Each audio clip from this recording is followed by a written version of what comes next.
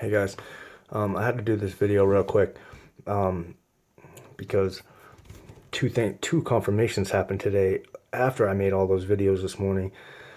I made two more videos that I didn't even upload yet, but like something crazy.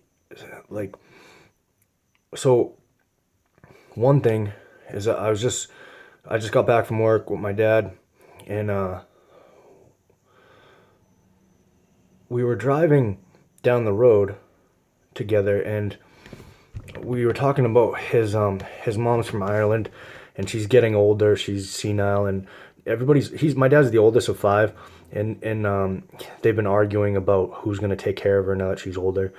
And um and my the youngest brother Daryl, he's arguing over he's taking care of her the longest and blah blah blah, whatever, right?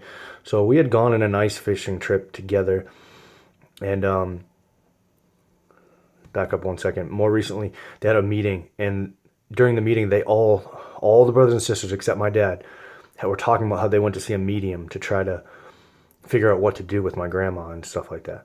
Okay, so my dad was very upset about that. It bothered him deeply in his soul because he doesn't believe in mediums or any of that stuff, regardless of what he thinks about, the common thing, the recent things happening with Christianity, like flat Earth and things like that. He's not awoken to things like that yet. But my dad is the one I told you had the dream about me being handed to him by God.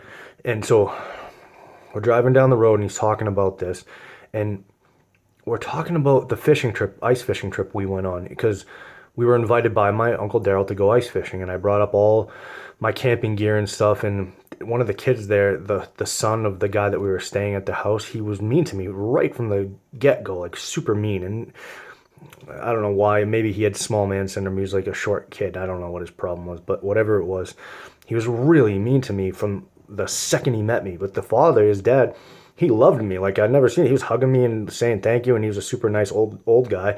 And so we're sitting ice fishing, and they leave us there and just go take off. We set 4 traps, and I hadn't gone ice fishing in like 15 years, right?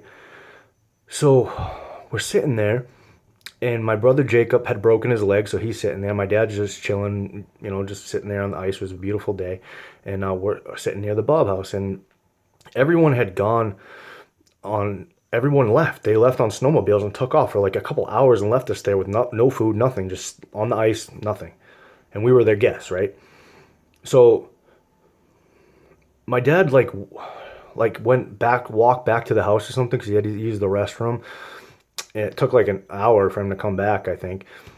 But he had no other way to get there. So me and my brother Jake are just sitting there. All of a sudden he goes, "Hey, one of the traps has been hit." And it was the same one that had been hit the whole time. And I can't remember. There was 4 traps, but I think it was the third trap, because it was like, I remember walking out. I don't think it was the last trap. I think it was the third trap. But regardless of which one it was, we baited the hook with little bait like this big, right? And then a little white perch about this big bit that hook and ate that fish. But when I went into the hole to take out the line, there was a pickerel. I'm not lying. This is not an exaggeration. There was a pickerel. I can't even do it on this because of the video. It was at least 2.5 feet long. You call it pickerel, pike, whatever you want to say, like that type of fish. But it didn't get on a hook. It bit that fish and stayed on the line because it wouldn't let go. So I caught that huge fish with no hook. And so my dad is telling me about his brother Daryl.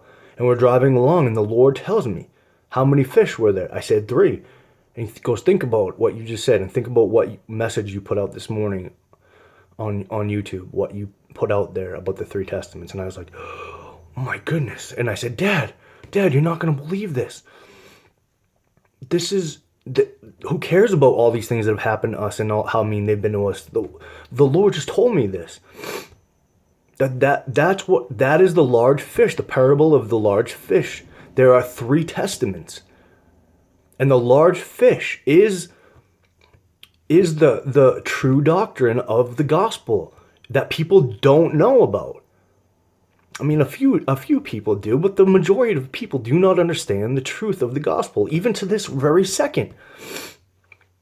They don't understand the gospel of Nicodemus. Most people don't even talk about it, and nobody cares anymore. Even my parents, when I try to talk about it, they don't even care. Okay, that was the story I wanted to tell you. That was very important. Now, the second thing, I just got home, and I'm still trying to organize the place because we just moved in, right? So I'm listening to an old video I've heard many times Rob Skiba did about Nimrod, okay, and the Tower of Babel, right? So I go look at my video stream. You can see this for yourself. The dream that I had about Obama. My daughter Faith has had this dream about Obama too, and all the stars and the moon falls and all these things. Right? She saw a green wave and a blue wave. You should watch the video. It's very important to what we're living in right now. But the dream, I never knew this. I never knew this. I knew Esau was the one who killed Nimrod. I heard it, but for some reason this passed me by and it caught my attention when I heard it this time. Esau killed Nimrod. He cut his head off. I didn't know that. I didn't know that was the way that he killed Nimrod. And I had a dream. Go look back. I was in my sunroom, and this sunroom is the where the house fire happened. It happened in the sunroom that my dad built. And so I had a dream that I was at the top of the stairs, which is like 4 or 5 stairs, and you look down into the whole room, right? And I had a dream that me and my wife were down in that room running around like in a mouse maze or something like that. But I was still, even though I was down there, I was still standing before Obama, and he was floating in front of me, just a man size floating in front of me. And he was like laughing, like smiling and laughing sort of.